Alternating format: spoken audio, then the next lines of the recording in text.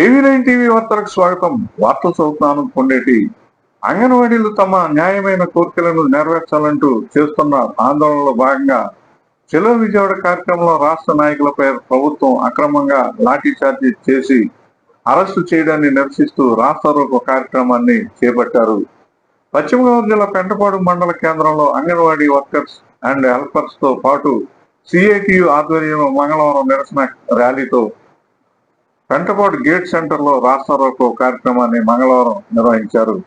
ఈ సందర్భంగా CITU నాయకులు చిరపురపు రంగారావు మాట్లాడుతూ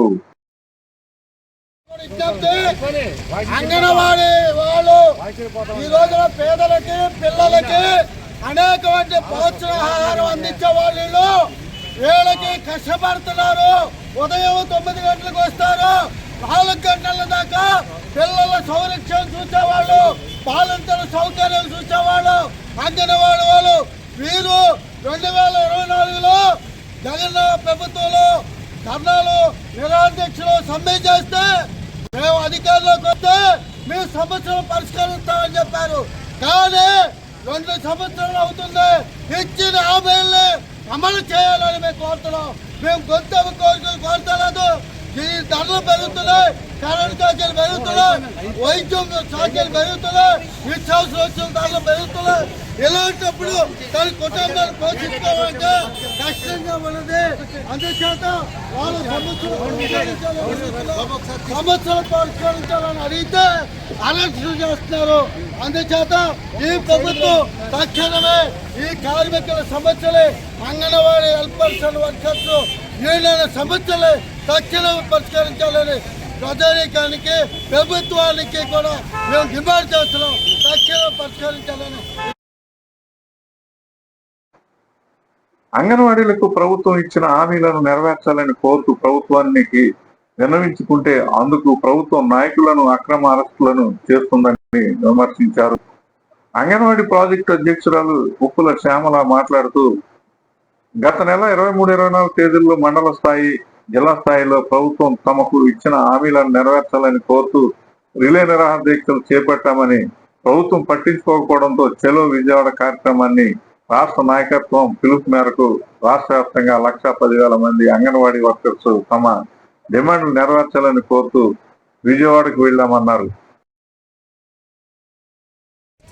భాగంగా 23వ తారీఖు నుంచి మేము నిరాహార దీక్షలు చేస్తున్నాము.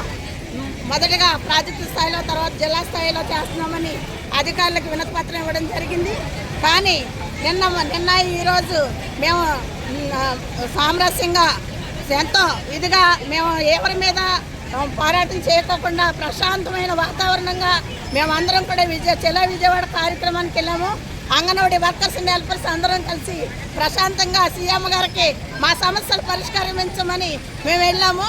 ఏదైతే నిన్నంతా మేమందరం కూడా 110 మంది అంగన్వాడీ వర్కర్స్ హెల్పర్స్ రాష్ట్ర వ్యాప్తంగా ఉన్నాము. అందరం కూడా విజయవాడ వెళ్ళి మా సమస్యలు పరిష్కరించమని సీఎం గారిని అడిగితే మా సమస్యలు పరిష్కరించుకోకుండా మమ్మల్ని అందరినీ ఆడపడుచులను కూడా చూడుకోకుండా నడి రోడ్డు మీద ఈడ్ చేశారు. ఇదంతా దౌర్భాగ్యం అని మేము సీఎం గారిని, ప్రభుత్వాన్ని, అధికారులు అందరిని అడుగుతున్నాము. ఎందుకంటే పనికి ఈ రోజున్న నిత్యావసర వస్తువుల ధరలు అధిక ఆకాశాన్ని అంటున్నాయి. ఈ పరిస్థితిలో మా కుటుంబాన్ని పోషించుకోవాలంటే 11,500 జీతము, 7,000 జీతంతో మా పిల్లల్ని పెంచుకోవాలంటే చాలా ఇబ్బందికరంగా ఉందని మేము సీఎం గారికి రిప్రజెంటేషన్ ఇచ్చాము. గత 42 రోజులు మేము నిరాహార దీక్ష చేస్తున్నప్పుడు టెంట్ల దగ్గరకు వచ్చి ఇదే సీఎం గారు మేము మన ప్రభుత్వం వస్తే మీ సమస్యలు వెంటనే పరిష్కారం చేస్తాము అని వాగ్దానం చేశారు మా టెంట్ల దగ్గరకు వచ్చి. కానీ ఈ ప్రభుత్వం వచ్చి 2 సంవత్సరాల కాలమైనప్పుడు కూడా ఈ రోజు నాటికి కూడా అంగన్వాడీ సమస్యలు పరిష్కార దిశగా ఆలోచన చేయకోకుండా ఇప్పుడు మేము జీతం అడుగుదామని వెళితే ఈ సీఎం గారు మమ్మల్ని ఎంతో ఇదిగా అరెస్టులు చేసి, మహిళలను చూడకుండా అరెస్టులు చేసి మా సమస్యలు పరిష్కారం చేయకోకుండా మమ్మల్ని అరెస్ట్ చేశారు. మా నాయకుల్ని చేతులు కాళ్ళు ఎరక్కొట్టారు. వెంటనే అరెస్ట్ చేసిన మా నాయకుల్ని వెంటనే విడుదల చేయాలి. అదే రీతిగా మా సమస్యల పరిష్కారం మెయిన్ డిమాండ్ అంటే జీతాలు పెంచాలి, చిన్నపిల్లలకి మే నెలంతా సెలవులు ఇవ్వాలి. ఈ 2 సమస్యల పరిష్కారం అయ్యే వరకు, మా నాయకులను విడుదల చేసే వరకు మేమందరం కూడా పెద్ద ఎత్తున ఆందోళన కార్యక్రమాలు చేపడతామని ప్రభుత్వానికి తెలియపరుచుకుంటున్నాం.